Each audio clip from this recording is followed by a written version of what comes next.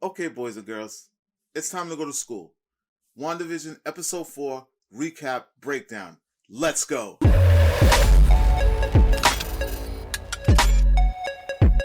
What's going on, everyone? Welcome to Klepcx FM, brought to you by WeAreCritics.com, a place where we talk about television, movies, and pop culture. And if you are into that kind of thing, make sure you hit that subscription key and that notification bell so you can be up to speed about everything I talk about here. Now, fair warning, this is going to be spoilerish. So if you do not want this to ruin your WandaVision experience, please exit, get out of here, leave, peace, deuces, because we're going all in. Episode 4 has just aired. The whole world is now up to speed and the internet is talking. So what we're going to do is we're going to recap, pull it back, we're going to break things down, and I'm going to review this episode, compare it to the other 3 that we got a chance to see. Right off the gate, and like I said, spoilers. Like, who would have thought? Like, we knew that this thing is all connected, but last thing that we all thought was that Marvel was going to take the results, the end results of Endgame and spill them right over into this next phase. Like, whoa. At first I was lost. I didn't know what was going on. I thought it was a Wanda thing, a WandaVision thing, and then it clicked. I was like, no pun. The snap is relevant in WandaVision.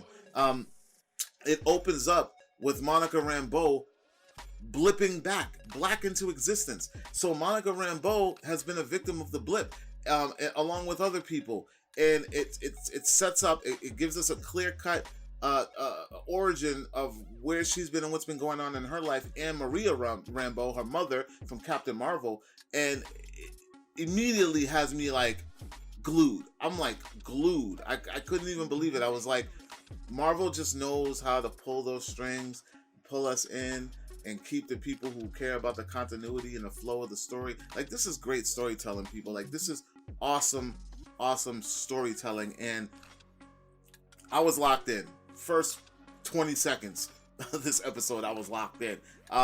So yeah, it opens up. We get a gist. We get introduced to Monica Rambeau's character.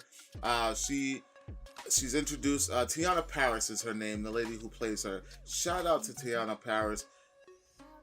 We see her in interviews, and her energy is like on another level of excitement to be a part of this universe, and I appreciate her level of enthusiasm and her professionalism and her skill on camera. Like, I think Monica Rambeau is by far going to be one of my favorite MCU characters, outside of being one of my favorite comic characters. But I think that she's doing this character justice without any superpowers, without being photon, without being, a version of Captain Marvel. Like, she's just carrying the show. Like, I could watch this show with her as a lead and totally be engaged. She carries this episode full on, and it's shown from the very first 20 seconds in just how talented this girl is. Now, with saying that, her character, she is an agent of S.W.O.R.D., a captain at that. So she's been a S.W.O.R.D. agent for a very long time. She was a S.W.O.R.D. agent during the time of the snap. Maria Rambeau, her mom, was undergoing some procedures due to cancer, and then during the midst of all of this, she snapped out of existence. Now, there are some details that I'm not going to get into because I don't want to ruin your experience completely, but that's just the gist of Monica Rambeau's background. Now, they cut to her going into the S.W.O.R.D. facility, which they changed the name a little bit. S.W.O.R.D. was originally Sentient World Observation Response Department, and then they changed it to Sentient Weapon Observation Response Division.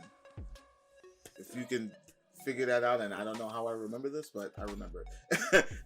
But yeah, they changed the name of it, probably to just keep it a little bit.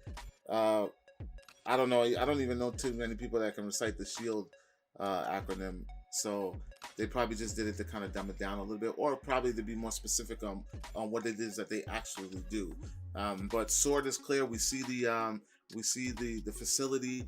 I'm telling you, this thing really has Agents of Shield vibes. So for people like me who are like huge fans of Agents of Shield, this is your Shield episode. Like, this thing had everything except Agent May, Coulson, Fitzsimmons, in Daisy, like in Mac. This thing, very technical, very geeky, very nerdy, very high tech, very smart, very like this is the Marvel that I grew to love on television, because Agents of Shield, and I think they knew that, because although Agents of Shield had ran its course, it's still the part of the Marvel Cinematic Universe that is enjoyed by many. I think it was probably one of the better and smarter versions of the MCU outside of like all the superhero stuff. Like, it was cool to see that tech stuff, and you get all of that. Like, this all comes back full circle in this episode. We get introduced to the acting director, Tyler Hayward, the acting director of S.W.O.R.D., who, if I can't remember, I think Abigail Brand is the director in the book, in the comic book. It's not him. I know that for sure. I don't even know who this guy is. I tried looking it up, and he's nobody that I remember from the comics at all. If any of you guys know, let me know, but I don't remember him. But it was cool to see there is some structure going on. These two, Monica and Tyler, they meet in the hallway as she's, coming back to work. Before I get into that, so this is a post snap blip. When she comes back, she goes back to work, and she's been away for so long. Remember, the blip was like 5 years long. So she shows up at work, and she runs into the director, the acting director, because I believe that the original director was Maria Rambeau, her mother, because they also led us to believe, or tell us, that she was a founding member of S.W.O.R.D. So she started S.W.O.R.D., which was a cool nod. It's not really how it went down, but that's cool that the storytelling is falling in place. And I appreciate that. I love how they do that. So after we get a gist of what was going on with Monica, her background, where she went, when she came back, we introduced to the director. It cuts to our favorite character from Thor, Darcy Lewis, who is being transported on site to find out what's going on, this anomaly that Monica was called in for. No one knows what's going on. So this thing, just like I predicted in the last video I did, takes place in a parallel time. So we got to see episode 1, episode 2, episode 3. Now this episode is in the beginning of episode 1, but just from the real world perspective. So they're bringing us all the way back, but showing us what we missed while watching this 1950s, 60s, 70s sitcom. Brilliant, because now we get to connect both worlds and both timelines, and then we'll be able to reconvene in episode 6, which I predict in 6 will probably be another sitcom, and then 7 will be the parallel version of that sitcom. That's just my guess. I think that's what we're going to be doing throughout this, which is not a bad idea, but I don't really like the redundant storytelling. But we'll see how it works, because in Marvel we trust, right? So Darcy shows up. She shows up to because she's summoned there, her and a bunch of other specialists, and they're all like, they don't know each other, and Darcy's just being Darcy. She comes in, picks up right where she leaves off. Like, she is the same character that we got in Thor Dark World, same Darcy that we got to love. And I love that they bring her back, because we don't know how big of a role she's going to have in Thor 4, because I mean, she wasn't in Thor 3, but it's good to see that they're connecting these worlds so like humbly, so moderately. Like, they're not giving you obvious characters. They're pulling people who you probably connected with on a grounded level, and just kind of putting them all in this melting pot, and it's working out so beautifully. So while Darcy is there, she is picking up a signal and trying to figure out what's going on, and she picks up a signal that shows that there's like some kind of outside dimensional world being energy, some other dimensional energy in the area, and she picks up a signal through one of her monitors, which is like an old sitcom, what we've already been seeing. So she asks and requests for an older version TV to pick up that UHF signal because it's not of current time. It's a signal from an older time. So she needs an older model in order to like fully pick up the signal. I thought that was brilliant. Like the little minor details in the storytelling that make this thing so awesome. So we see that, and during this, Jimmy Woo is there actually as well, because Jimmy Woo, prior to Darcy coming in, he linked with Monica because she went on her mission. This is all happening kind of in the same time. He linked with Monica, and we actually see when Monica got sucked in because they get called to the site. They go into the site and they find out weird things that Westview isn't even a real thing. The police officers in the town are like, this place doesn't exist. They don't even know why it's there. There's a big ass sign, and they don't even know why it's there. So Monica goes closer to the force field and gets sucked right in. So then that's when, they call in the specialists like Darcy and things like that. I got ahead of myself a little bit, but I'm back on track. So Darcy, she finds out that it's a signal. They see it. She's watching it on TV, and everybody's like, what is this? And Jimmy Woo's making his jokes. He's saying, someone made a sitcom with starring 2 Avengers, which was pretty funny. I thought it was just the delivery of the line, the way he said it. So now this thing turns into full-on Agents of S.H.I.E.L.D. at this point, or Agents of S.W.O.R.D., that's to say. And they begin to break down and answer all the questions that most of us have had. Like, who are all these people? Where are they coming from? And what are they doing? So what we're going to do is we're going to break it down. Some Easter eggs, some not. Some maybe. We don't know. So we'll start with the first person. They already know Wandavision are the first 2 names that come into play. Second person that they come up with is Todd Davis and Sharon Davis, who are the Harts, Mr. and Mrs. Hart. Now, Easter eggs about these 2. Sharon Hart is an art department director for Iron Man 2 and WandaVision. Kind of cool, right? So just like the paint Easter egg that they dropped in the last episode, they're giving nods to people who are involved in this universe. And Todd Davis was an actor in Iron Man 3. He played a townsman, just a regular person. So there's a nod. So Todd Davis and Sharon Davis are 2 people who have worked on Marvel projects. One is an actor, one is an art director. I thought that was pretty cool. I just think it's brilliant. That's a cool shout out, a good nod. Then we have Abolish Tandon, who that is Norm. That is the guy that Vision works with. That's his real name. No known Easter egg or any connection with that name, but that was one of the names that popped up, and I thought that was pretty interesting when they revealed who he was. Harold Copter. That is Phil. Mustache. I didn't really find anything about him except that on the screen, if you look at on the screen, right, it says Harold Copter, and it says his alias is Sit Amet, which in Latin stands for a lot. I don't know why his alias would be a lot, but yeah, I thought that was pretty weird and pretty WandaVision-ish, if I should say. Then we had Isabel Matsueda, who is Beverly. I believe she was like the store owner or something like that. And then John Collins, who is Herb, the black guy who was cutting the wall down.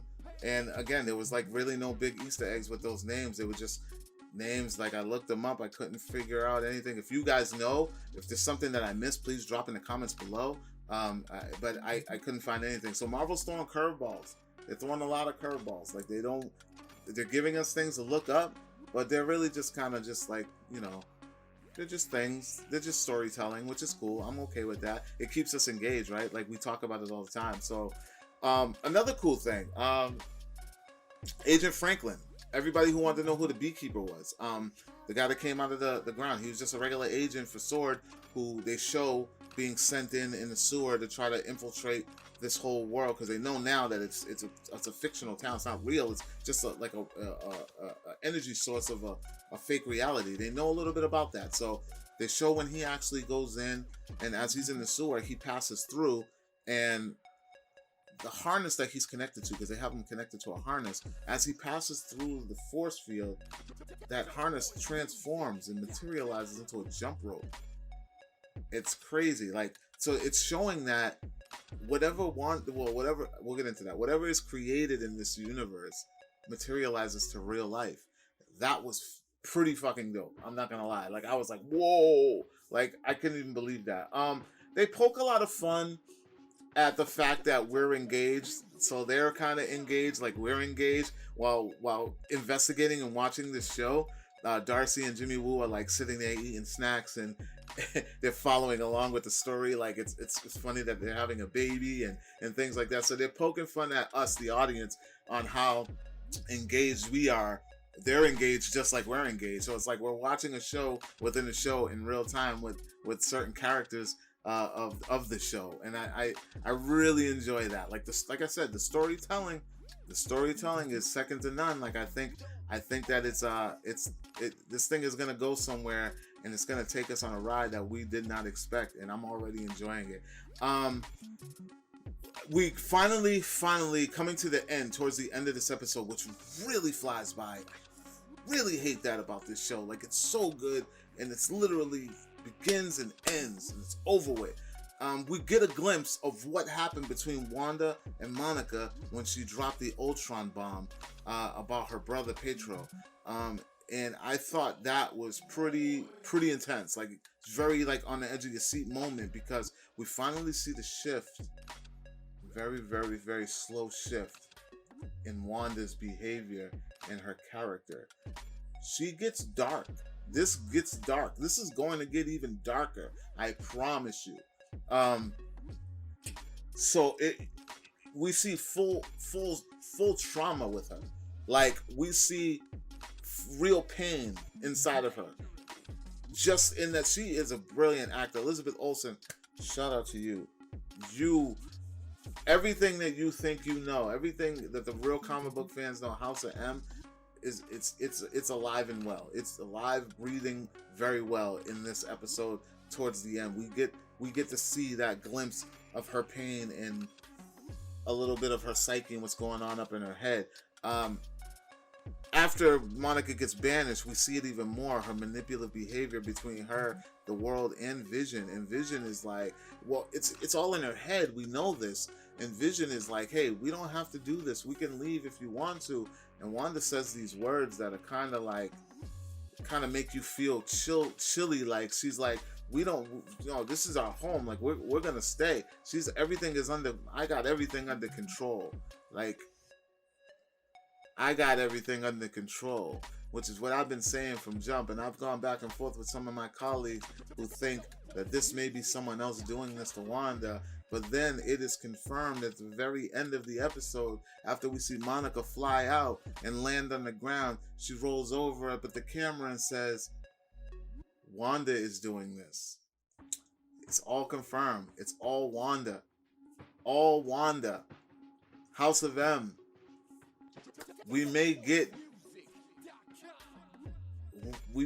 I don't know. I don't know. You guys tell me. And I think that after the announcement of who's doing it, they play a pretty cool tune by Jimi Hendrix, Voodoo Child, which kind of, gives a nod. Like, Wanda is in full control. This is all her. And she has such a devious face. And she is happy and proud of what she's doing. And doesn't look like she's going to be giving up easy. So everyone beware. Wanda is in full wreck mode. and I'm here for it. And you guys, let me know if you're here for it. If you saw WandaVision episode 4, what you thought. What did you take from it? What are the Easter eggs you picked up on? If I missed any, please let me know. Tell me I'm an idiot and I don't know shit. Let's talk about it in the comments. Like, share, comment. Make sure you subscribe. And for more television news, movie news, and my podcast, Critics Talk, check out wearecritics.com. And I will talk to you all later. See you next week.